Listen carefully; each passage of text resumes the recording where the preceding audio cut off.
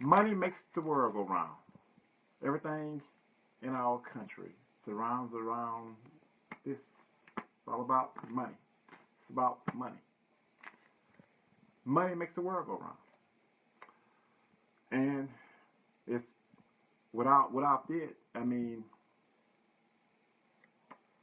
what we have to do is get people to realize how important the issues that we face and to understand the value of our dollars and how money actually works. Because we're going through serious times right now. It's not so much of having to get the truth out against the establishment. Hey, Cat. It's not so much of getting the truth out against the establishment. It's convincing the people. Because I've had people attack me many times. Just here recently, a former Bernie Sanders person that worked on the campaign, they made a comment that they don't love Hillary, but they hate fascism more. And my response was to them, so you're going to vote for Hillary and ensure that you continue to get these weak choices like this? Neither one of those candidates are best for us because they're not talking about the issues that we face. The challenges we face today are real. They're serious and they're many. And both of them are talking about debts and deficits at a time when we need to be deficit spending. Debts and deficits. We're not backed by gold. We are a monetary sovereign nation. And a monetary sovereign nation can behave much differently than a nation that's backed or pegged by a foreign exchange. A monetary sovereign nation is the issuer of its own currency. You guys are the user of the currency. The federal government is the issuer. In the United States of America, we call it the dollar. Confusingly, in Canada, they call it the dollar. And in Australia, they call it the dollar. In the UK, they call it the pound.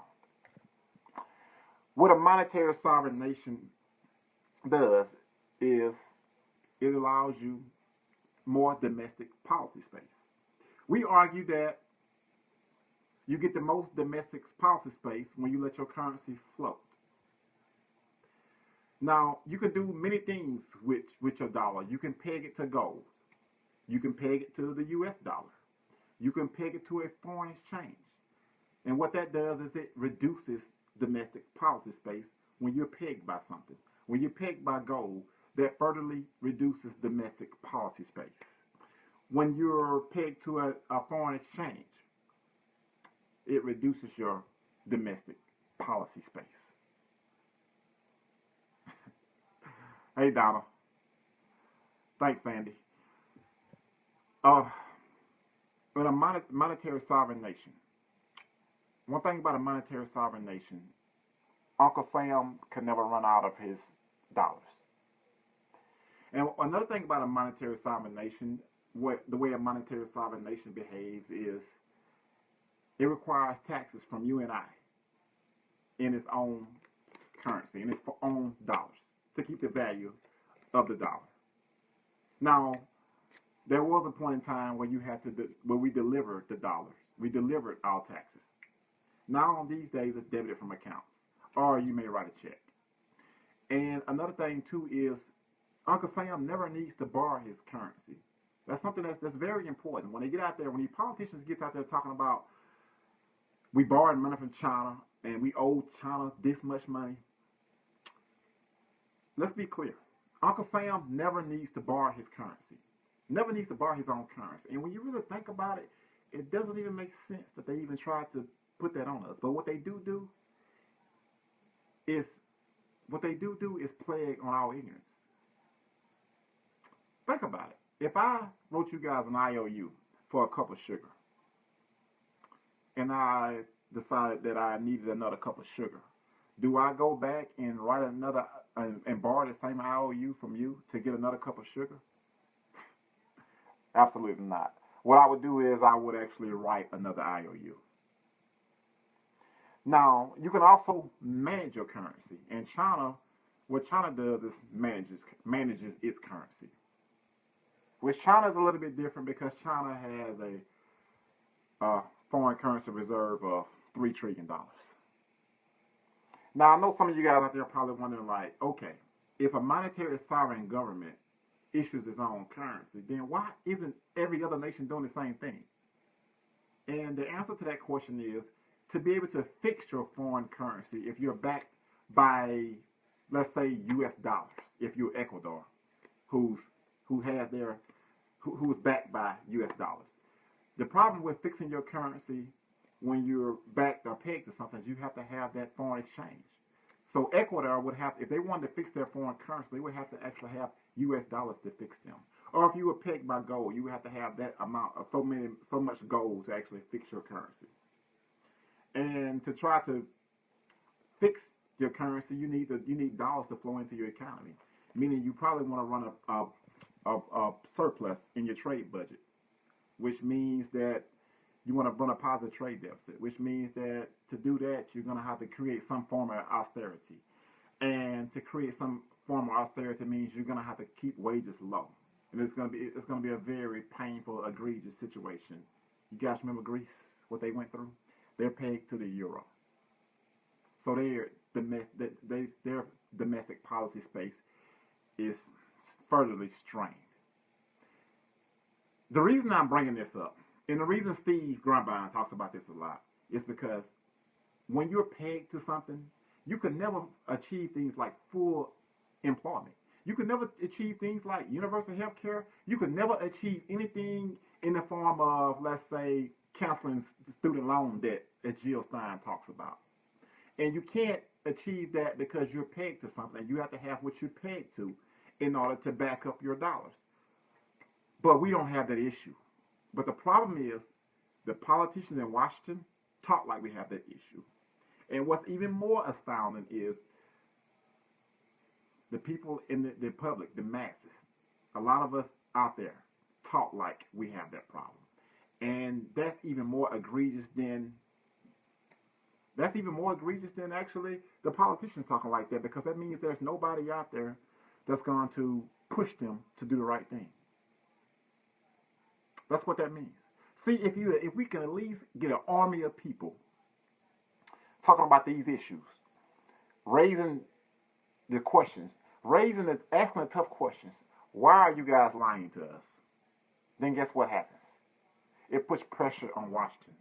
It puts pressure on our politicians and our leaders in Washington to spend money on us, the 99%.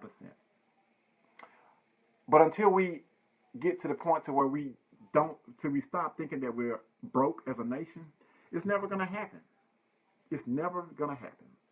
Taxes do not fund federal spending. They don't. Government doesn't need tax money to spend because the spending has already happened. Because you actually have to have you have to actually have the dollars first in order to pay your taxes. Those are the facts. The federal chairman, Ben Bernanke, was asked, was that bailout money taxpayer money? And he said, and I quote, "It's not taxpayer money. We just mark up the size of the value on the computer." He said it's kind of like printing money, but not really. And the guy interviewed him saying, "So you print money?" He said, "Well, we have to." His words, not mine. The Federal Reserve, the chairman of the Federal Reserve, Alan Greenspan, was on a congressional hearing, and it was now Speaker Paul Ryan, who was just Congressman Speaker Paul Ryan at the time, was asking Chairman Alan Greenspan, "Mr. Chairman, don't you agree with me that we need to cut Social Security because it's going broke, and we need to do these things and put these measures in place, these spending cuts in place, in order to keep the program solvent from going bankrupt?" And Alan Greenspan's response was, no. There's nothing preventing the government from from creating as much money as it wants and giving it to someone. That's a direct quote. There's nothing preventing the federal government from creating as much money as it wants and giving it to someone. A direct quote. Direct. I don't know how much more proof we need that taxes don't fund spending. I don't know how much more proof we need that Uncle Sam could never run out of his own currency because he issued it himself. To get the most domestic policy space, you run a floating currency. That's what we have. We float. That's what it's all about. We float. What makes this argument more frustrating is because we have the tools we need to achieve full employment. And I had someone, I had a Hillary parrot comment on one of my status recently today and made the argument, oh wow, yeah, let's spend our way rich. Really? What you mean spend our way rich? We are the issuer, not the user. And it gets so frustrating when you realize that these people are destroying the economy and they're destroying progress. Nothing that we say here on Real Progressive is not backed up by facts and sources. Nothing. Our deficits right now are too small. They are too small. You don't have to take my word for it that they're too small, though. That's the beauty about the internet. That's the beauty about being intellectual to where you can go do the research for yourself. Just do a little. Let's just do it easy. Let's just do what you call a softball. Here's a softball point of view. Just go back and look at every situation to where our GDP was under 3.1%, while deficits was smaller, and see that we had a recession every single time without exception. Period. Every time our deficits were too small, we had a recession. Every time, without exception. Just go look it up. Oh yes, Daniel, Jill Stein. And when she talks about canceling student debt, when she say we can cancel student debt the same way we cancel the debt for the crooks on Wall Street, she's not lying. She's talking about MMT. Honestly, to be honest, because that's the only way you can achieve the things that she's talking about. That's the only way.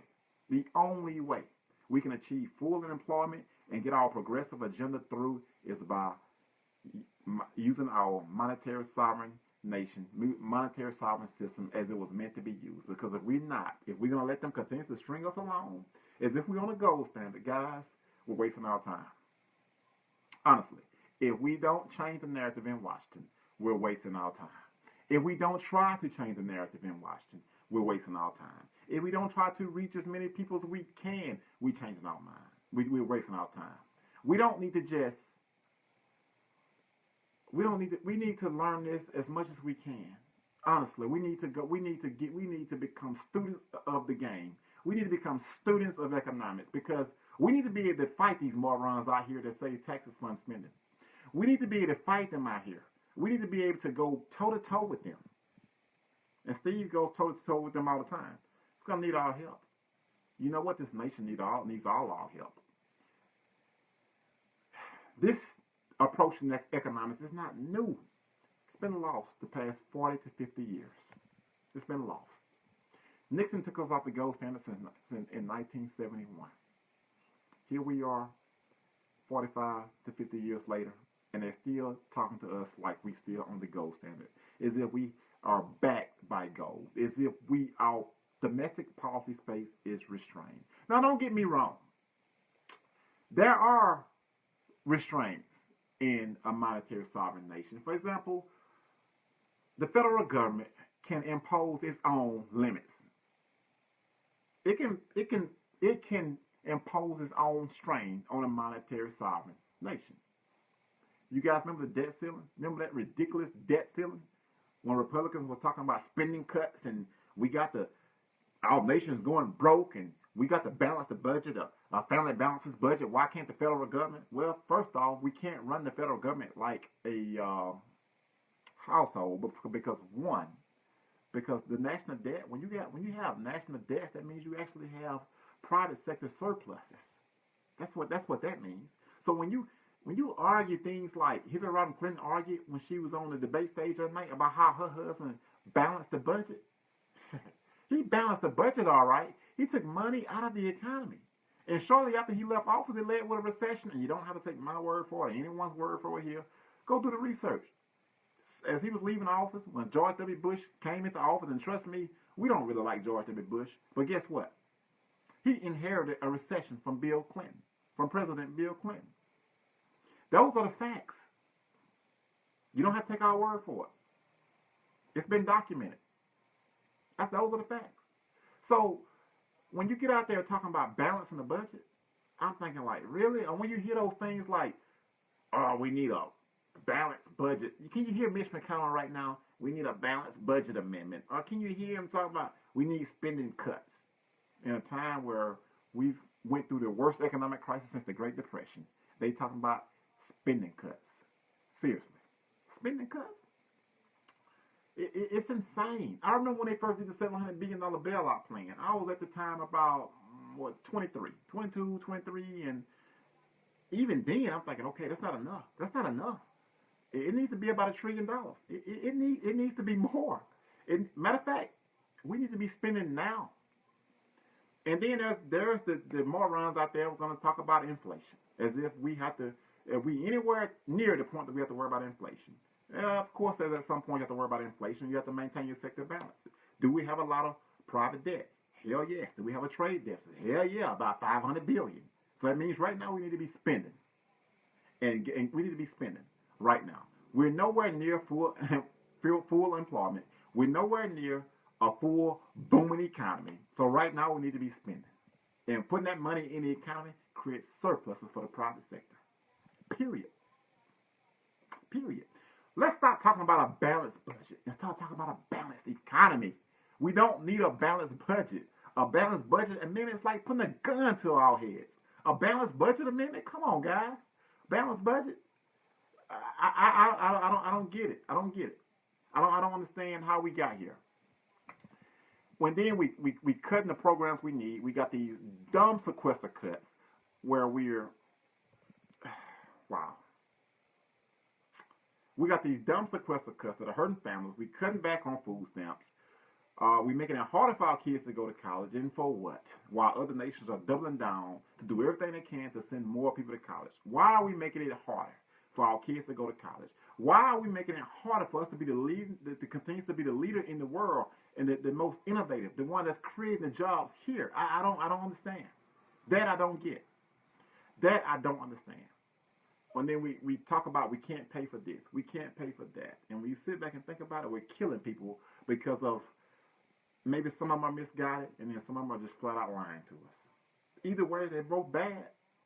When you talk about cutting deficits in an economy like this, when you talk about cutting deficits in an economy when you need to be spending, you're hurting us all.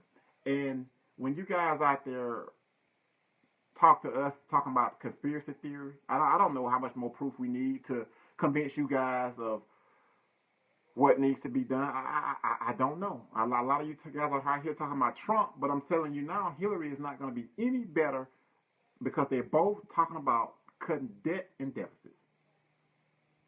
You know, Bernie wasn't really talking about cutting any deficits. Not really. Senator Bernie Sanders had a $33 trillion tax plan. And as Steve talks to us all the time, and you guys can research it for yourself, the person that wrote that $33 trillion tax plan was Stephanie Kelton. And she's another guru in MMT that all of us need to be aware of. All of us need to study and research Stephanie Kelton because she's Bernie's chief economic advisor, and she wrote the $33 trillion tax plan. And guess what? The media was right about Senator Bernie Sanders. The media said that there was no way he was going to be able to pay for that tax plan. And guess what? They were right. Because Bernie knows that taxes don't fund spending on the federal level. They were right. He had no intention of trying to pay for it because it didn't have to be paid for. It didn't have to be paid for. That's what it was all about. He was the perfect candidate. But the good news for us is there's still someone running. Jill Stein is the last progressive standing. She's the last progressive standing. When she gets out there and say things like we can cancel college debt, student loan debt, it can be done. But we first have to actually believe it ourselves. It can be done. Let's continue to do what they said couldn't be done because they've been doing this for decades. There are people that argue me down about, oh, Kendall, you got to take half the loaf. I get that. I get you can't have everything at once. I understand that. We understand that. But what we're saying is they're not even offering us a half a loaf. They're not even offering us a quarter of a loaf. So no, we're not going to settle for that. They're telling us the loaf don't even exist. That you're asking for too much if you're even asking for a piece of the loaf. But somehow, some way, the crooks on Wall Street can get a piece of the loaf. The crooks on Wall Street, that they can get a piece of the loaf. Somehow, some way. But when we ask for at least half the loaf, we're asking for too much. You guys remember? Hillary Rodham Clinton called you and I basement dwellers. That's what she did. She called you and I basement dwellers. I don't get it. I do not get it. But somehow, some way, they want us to feel bad for not supporting her. They want us to feel bad for standing up to our own values. That's what I don't understand. I've always been able to respect people's right to vote for whom they choose to vote for. But I found it astounding that they are mad at you and I because we're voting for our values. Their talk is, we just look kids. And, one day you guys will understand, pat us on the head. You guys just being naive. I can sit back, I can think of another group of people who was probably patted on the head and told they was being naive. I'm pretty sure you guys out there too can too. Because I'm sure you read about them. MLK. Those that was in the Civil Rights Act, Civil Rights Movement. Those who fought for a Civil Rights Bill. Those who fought to end slavery. Yeah. All those people were patted on the head and told they was being naive. But they didn't quit. They kept going. They kept going. They kept going because they had a vision, and a vision they believed in their heart. They knew that the status quo wasn't right. They knew that the status quo didn't have to be. Just because the status quo law exists, they knew that it didn't have to stay that way. And they would be damned if they stood idly by and let it happen. They'd be damned. And that's how we have to be. If we want to do anything to try to pay back any of the debt that we owe those that came before us, it's to continuously fight. Because before MLK was killed, his next fight was economic justice. Economic justice. That was his next fight. And we have to pick up the mantle and take it forward. Because those words that we the people to make us a more perfect union, each one of us has that responsibility. And when we don't stand up for what we believe in, or when we vote out of fear, we fail. We fail. Each one of us has a duty to stand up for what we believe in. Each one of us has a duty to stand up and respect those that came before us. And the only way we pay that debt, and we can never pay that debt, so let's be clear about that. But the only way we begin to, in my opinion, just say, you know what, we appreciate what you guys done, is by continuing that fight. And if we don't continue that fight, we fail them. And we cannot afford to fail them. Because their blood is on, their blood is on us. They fought and died for us. They fought and died for things that they knew that they probably wouldn't get a chance to enjoy themselves. We have to stand up for them. My grandfather, born in 1923, fought in World War II. At a time where, when he got back home, it's still at least 2 decades before he's even allowed to vote. You see what I'm saying? I mean, so you have to just stay focused and keep your eye on that North Star. Because those that came before us, they played the ultimate sacrifice. The ultimate sacrifice. When I think back, my grandfather grew up during a time where the Civil Rights Bill was not even a thought, not even a real possibility. That was back during the time when people were probably patting him on the head. Oh, you guys just are young, but you'll grow up and just accept the way things are. They said, hell no. And today, a skinny kid from Alabama gets to express his opinion and vote, and have the thought and the belief that America has a place for him too.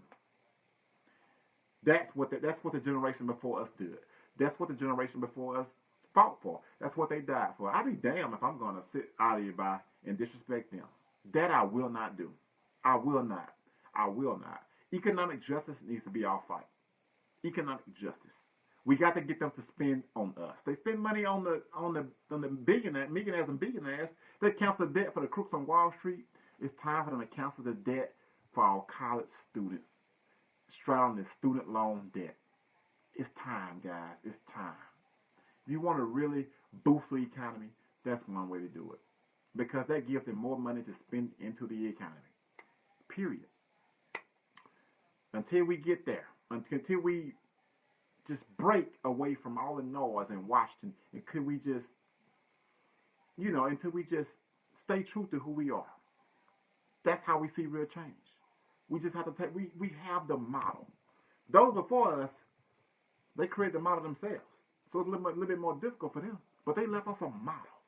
And that model says, stay true to who you are, fight for what you believe in, never compromise with your principles, and always be respectful, but never, ever compromise with your beliefs, ever. The status quo must go. I agree, Mary Jane. The status quo must go. The status quo can't be the norm, and we can't look at the status quo as something that is the easy way out. And never get tired. Well, I'm not going to say never get tired because all of us get fed up with politics sometimes. This is the worst election cycle I've seen in my lifetime for sure. But never get tired of fighting to make your lives better. Because you can bet for damn sure that the elites in Washington and the establishment out there are doing everything they can to make their lives better at the expense of you. Period. At the expense of our environment, at the expense of our health care. They will do it. They've done it at the expense of our health care. Done it. We try to make our health care a little bit better, and somehow, some way, insurance companies still find a way to skyrocket our premiums through the roof. We need universal health care. We can have universal health care, but we have to change this conversation in Washington. We're not broke. We're not tapped out. Monetary sovereign nation, don't go broke. We issue our own currency. And every time someone tells you that we are broke, you make sure you tell them we are the issue of our own currency. And we need, as Steve Grunbein said, an army of people willing to talk about economics and learn about economics, because this is our fight. This is how we get a progressive agenda in Washington. We start from the grassroots level. We start from grassroots. And then we turn it into policy. And I don't agree with the Tea Party, but the Tea Party was able to turn their frustration into votes. They took over Congress. It's time for us to do the same thing. We can do the same thing. And regardless of who wins this election, we're going to do it. Regardless of who wins the election, you and I have to make sure we stack the House and the Senate with real progressives. And all the neoliberals and conservative Republicans that are talking about cutting deficits and deficit spending cuts, and they're not going to raise the debt ceiling, they got to go. They got to go. They got to go. Let's continue to do what they said couldn't be done. What the Senate said couldn't be done. Because, as I said quite often, cynicism didn't put a man on the moon. Cynicism didn't sign a civil rights bill. And cynicism would not bring about real change in this country. We're not going to flinch to the status quo. We challenge it. Have a great night, guys. Peace, and I'm out.